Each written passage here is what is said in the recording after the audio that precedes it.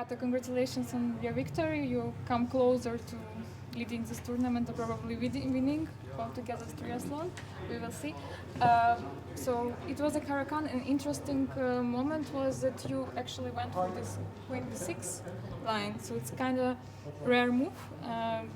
Like, did you decide to go for this rare line in order to somehow show the surprise for Ellen? Well, I couldn't figure out what to play until the last moment because yesterday and the rest day I was just sleeping whole day, so I couldn't prepare. And he played h4. I figured that he is going to play for my game that I played against Lagarde in the Rapid, where I played h6. I think h6 probably the main line.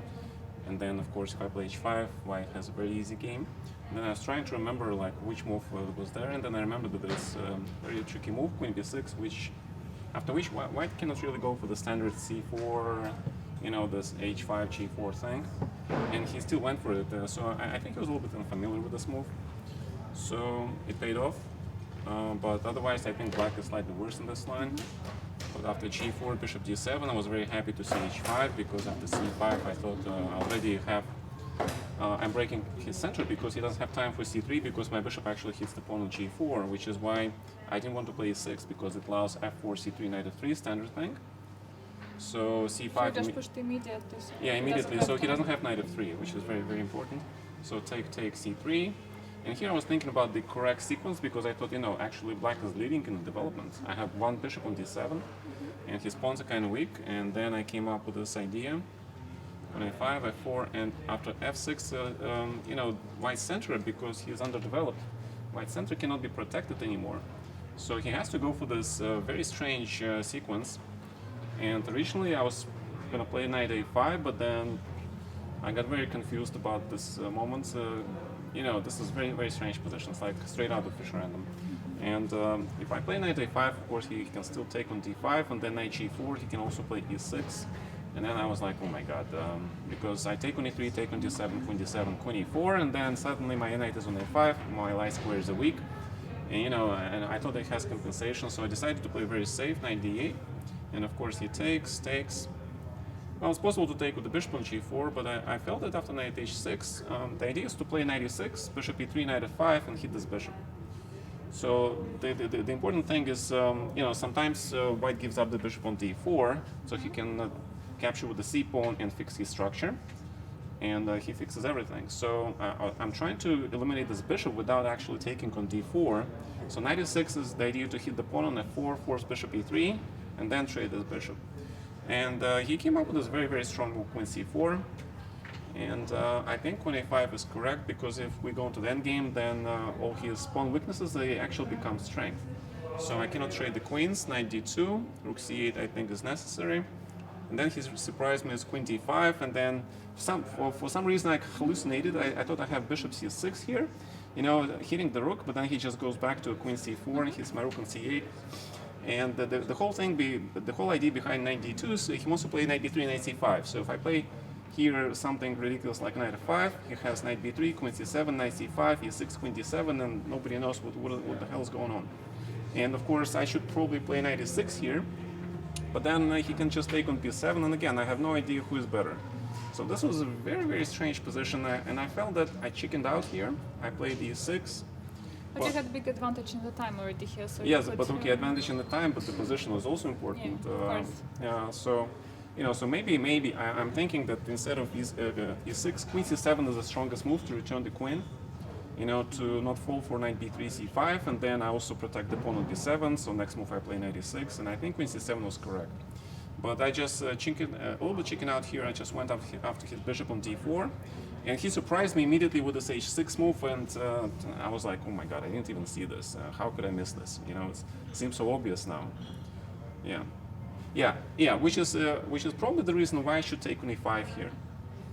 Yeah, because if I take on e5, he doesn't have time for knight c4, so he has two options: take on e5 with the pawn, or take with the bishop. He takes with the pawn, then after knight f5, I don't have this. I don't have anything hanging. Actually, I have the open f file. I just need to make bishop e7, castle, and Black is better. Yes, but of course he takes with the bishop here. And now is the question. I can play knight f7, I can play a lot of things, but again, it's very confusing. I have no idea. So h6, I think g6 is forced. a4. I don't know. I think he played correctly. Take bishop b4, rook d1, and I think I have to make the castle though. I think so. Oh, but bishop d2 is also possible. Bishop d2, rook d2, rook c1, bishop d1, bishop b5. I think maybe slightly better for black, but I wanted to get rid of this pawn on f6. And in this position, I realized, this is not so simple. I think white is actually okay, because in a lot of lines, he just, if he managed to save his king, and he goes 94, 95, and he can even play pawn down, because my bishop on d7 is bad. And if for some reason I take the pawn on f4 after 94, 95, this knight goes to f6, he opens the f file for his rook, my bishop on d7 is terrible, and I realized maybe I'm not even better here. Maybe I'm not better at all. So rook c3, and actually I think he should have played queen b2 here instead of queen b1, because queen b2 protects knight on d2, and it makes him playing king f2, 94 much faster. Because all he needs to do is to play king f2, 94, and then I think black, he's completely okay. So queen b1 is an accuracy, I think, but okay, he didn't have much time, and at some point he played, queen e4 is just immediate blunder. Yeah, he had to play king f2, and I actually saw this bishop c6. I was thinking maybe I should play it because I need to keep this bishop alive. Yeah, the bishop is very strong. I have pair of bishops. I should not trade pair of bishops, and king is pretty open. And the king is open, but it is not clear. It is not clear. So I think maybe white is okay here. Who knows? But this was certainly the best chance for white, and probably for me as well. Yeah, but And the pity is that he cannot actually. If we return to this position instead of here, okay, bishop b5. The idea is if he takes on b5, I actually take this knight. That's the point. Because his knights are more important because they control the squares. And now just I think it's much worse. All right, so that's pretty much it. And altogether, overall, generally, Gata, you go for sometimes rare lines, not for the main lines. Is it your strategy? No, I was surprised by h4, and I was trying how can I surprise him back? Because I know in the rest day, everybody's tired. I don't think he studied very hard like me, because energy level is very low for everyone. And I said it's impossible he prepares every line in Karakan, because he plays different lines. He plays d3, he plays knight c3, h4. I never seen his game with h4, never. So I figured he can't just study in one day the whole Karakan and an h4 line. It's impossible. So that's why queen b6. And judging by the reaction, I think I was lucky. Yes, congratulations on a victory, and good luck to you tomorrow. All right, thank you. Thank you.